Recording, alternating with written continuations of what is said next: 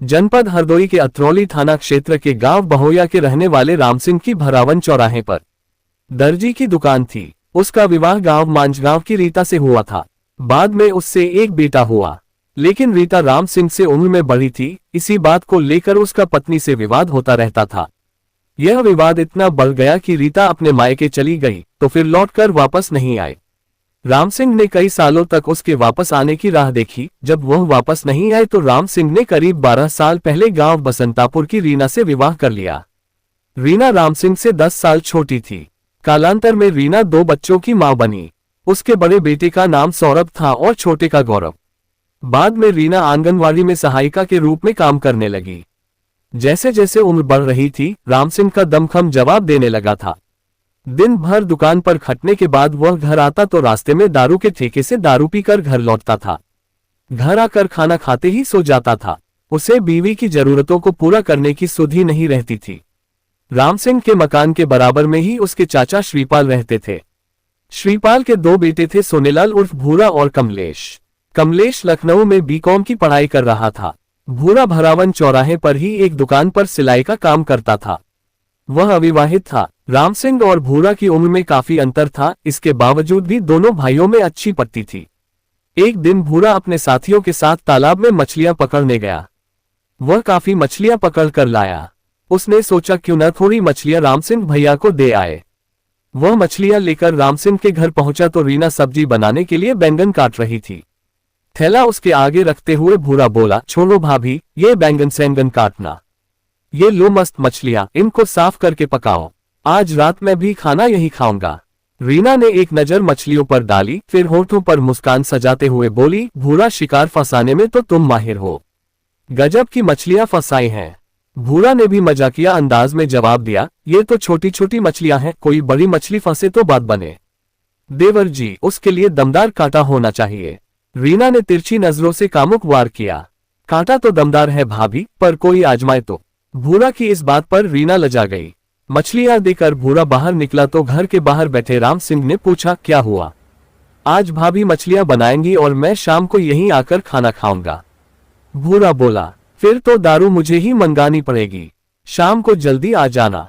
राम सिंह ने कहा। शाम हुई तो रीना ने मछली और रोटियां तैयार करके रख दी। इस बीच राम सिंह और भूरा भी आ गए। राम सिंह और भूरा दारू पीते हुए गपशप करने लगे।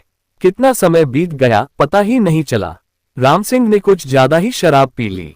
जब वह सुध-बुध खोने लगा तो रीना ने कलाई पकड़कर उसे उठाया और कमरे के अंदर ले जाकर पलंग पर लिटा दिया।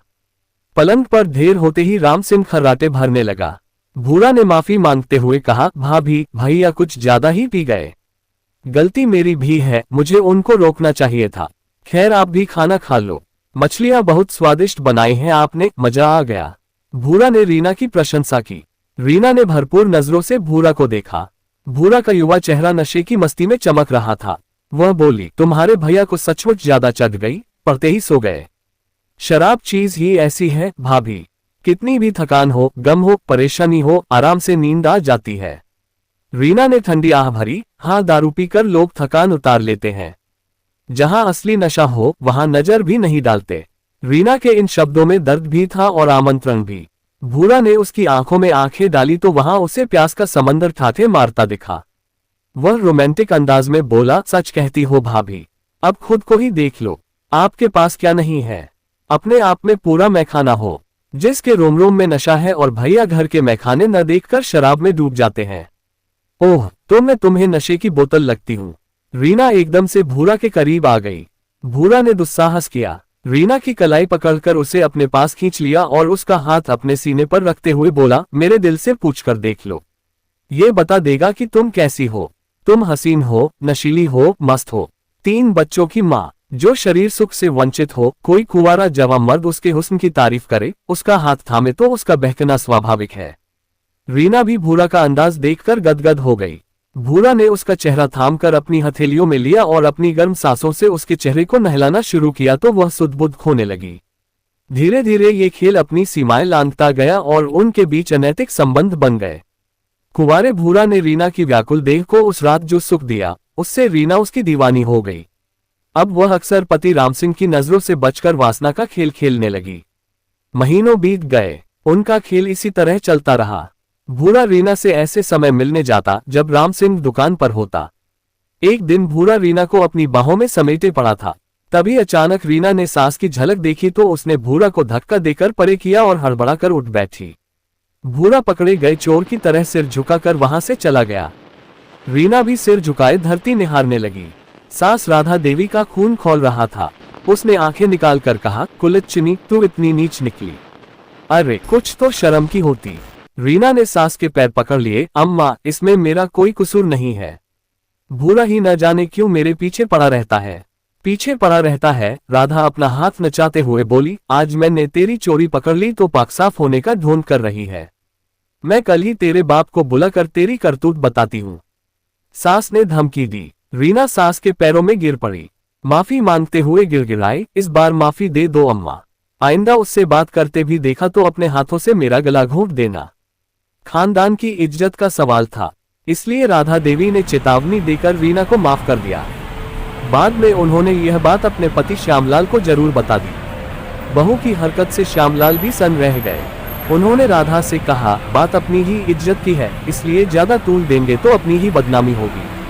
बहू ने अगर गलती मान ली है और दोबारा गलती न करने का भरोसा दिया है तो एक बार उसे सुधरने का मौका देना ही ठीक है।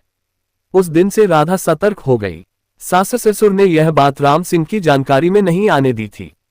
इसके बाद भूरा ने रीना के घर आना जाना बंद कर दिया। कुछ दिन दोनों शांत रहे, पर अंदर ही अंदर दोनों बेचैन थे। उनसे ये दूरी बर्दाश्त नहीं हो पा रही थी। आखिरकार एक दिन दोनों को मौका मिल ही गया। भूरा अपनी ताई राधा की नजरें बचाकर किसी तरह रीना के पास पहुंच गया और हसरतें पूरी कर लौट आया। इसके बाद दोनों को लंबे समय तक मिलन का मौका नहीं मिला। राधा की नजरें हमेशा बहू की पहरेदारी करती रहती। एक दिन शाम को दुकान से वापस आते समय राम सिंह को भूरा मिल गया।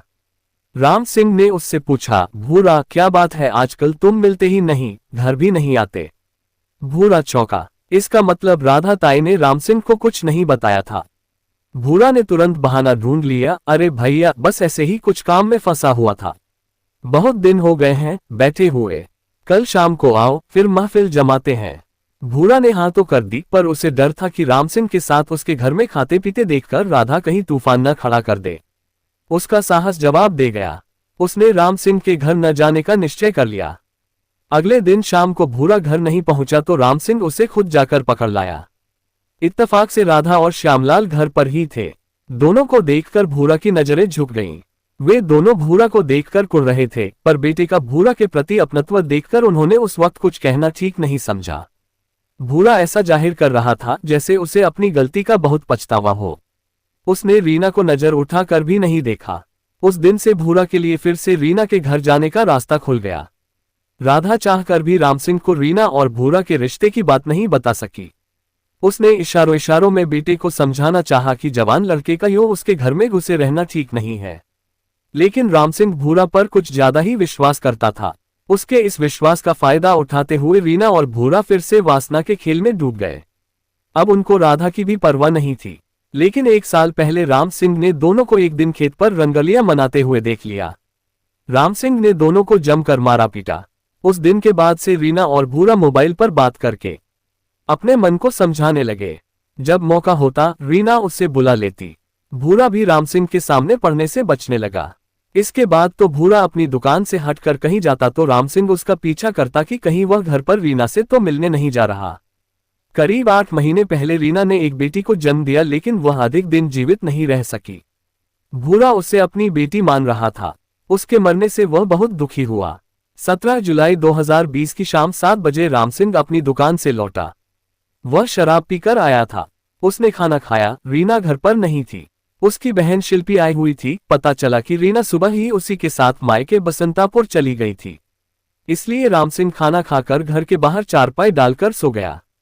दूसरे दरवाजे पर उसके पिता श्यामलाल और राम सिंह के बच्चे सो रहे थे। 18 जुलाई की सुबह 5:30 बजे गांव की महिलाएं बाहर निकली तो उन्होंने राम सिंह की चारपाई के नीचे खून पड़ा देखा तो दंग रह गईं। महिलाओं ने शोर मचाया तो राम सिंह के घर वाले व गांव के अन्य लोग वहां एकत्र हो गए।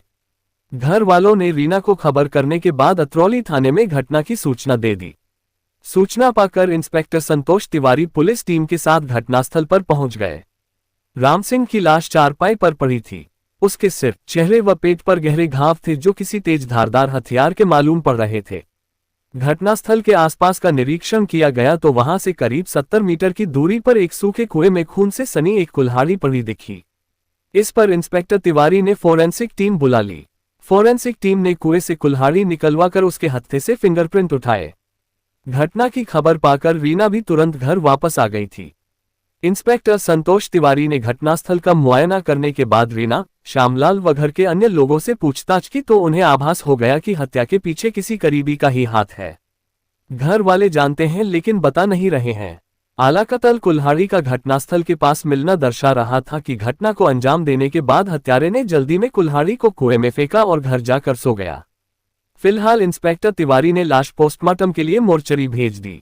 रीना की तरफ से उन्होंने अज्ञात के खिलाफ भादमवी की धारा 302 के तहत मुकदमा दर्ज करा दिया।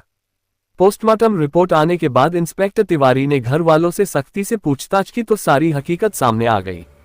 पूछताछ के बाद उन्होंने 19 जुलाई 2020 को रीना और सोनेलाल को उनके घर से गिरफ्तार कर लिया और थाने लाकर उनसे सख्ती से पूछताछ की तो दोनों ने अपना जुर्म स्वीकार कर लिया।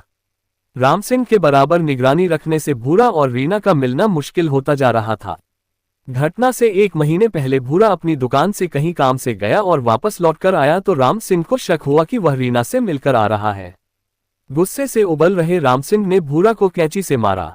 अपने आप को बचाने के लिए भूरा ने अपना दायां हाथ आगे किया तो उससे उसके हाथ में घाव हो गया और खून बहने लगा। घर आकर उसने मोबाइल पर बात करके रीना को खेत पर बुलाया और उसे अपना हाथ दिखाकर पूरी बात बताए। इस पर रीना ने कहा, अब बहुत ज्यादा हो गया, अगर साथ रहना है तो इसे राम सिंह को रास्ते से हटाना ही पड़ेगा। इसके बाद दोनों घर लौट गए। अब भूरा राम सिंह से नजदीकियां बढ़ाने की कोशिश करने लगा जिससे उसे विश्वास में लेकर उसकी हत्या कर सके, लेकिन राम सिंह शराब पीकर अक्सर भूरा को डांट देता था। 17 जुलाई 2020 की सुबह रीना भूरा से मिली और कहा, मैं आज मायके जा रही हूं, मौका देखकर आज इसका काम तमाम कर देना। कहकर रीना चली गई। रीना के जाने के बाद राम सिंह दुकान पर चला गया, उसके पीछे से भूरा भी अपनी दुकान चला गया। शाम को राम सिंह दुकान से सीधे शराब के ठेके पर गया और शराब पीकर घर चला गया। उसके जाने के 10 मिनट बाद भूरा भी शराब पीकर घर चला आया। शाम 7 बजे खाना खाने के बाद राम सिंह सो गया। रात 10 बजे भूरा ने राम सिंह के बड़े बेटे बिन्नू से कुल्हाड़ी लेकर अपने पास रख ली। रात 12:30 बजे के आसपास भूरा अपने घर से निकला। बीच रास्ते में गाय बंधी थी, किसी तरह की आवाज न हो इसके लिए उसने गाय की रस्सी खूंटे से खोल दी जिससे गाय वहां से चली गई। भूरा राम सिंह की चारपाई के पास पहुंचा और राम सिंह के सिर पर सातलाई कुल्हाड़ी का एक तेज प्रहार कर दिया। राम सिंह के शरीर में कोई हरकत नहीं हुई।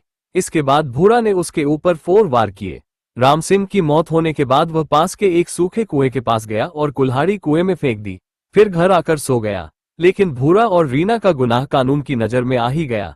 कागजी खानापूर्ति करने के बाद दोनों को सक्षम न्यायालय में पेश किया गया, वहां से दोनों को जेल भेज दिया गया। तो दोस्तों ये थी पूरी कहानी। कहानी को लास्ट तक सुनने के लिए आपका तहे दिल से धन्यवाद। कहानी के बारे में आपकी क्या राय है कमेंट करके जरूर बताएं। मेरा ये चैनल अभी नया है इसलिए मुझे आपके सहयोग की बहुत ज्यादा जरूरत है, इसलिए कमेंट जरूर करें। तो चलिए दोस्तों आज के लिए इतना ही, कल फिर मिलते हैं क्राइम की एक सच्ची कहानी के साथ। तब तक के लिए स्वस्थ रहें, सुरक्षित रहें और अपना ध्यान रखें। जय हिंद दोस्तों, जय भारत।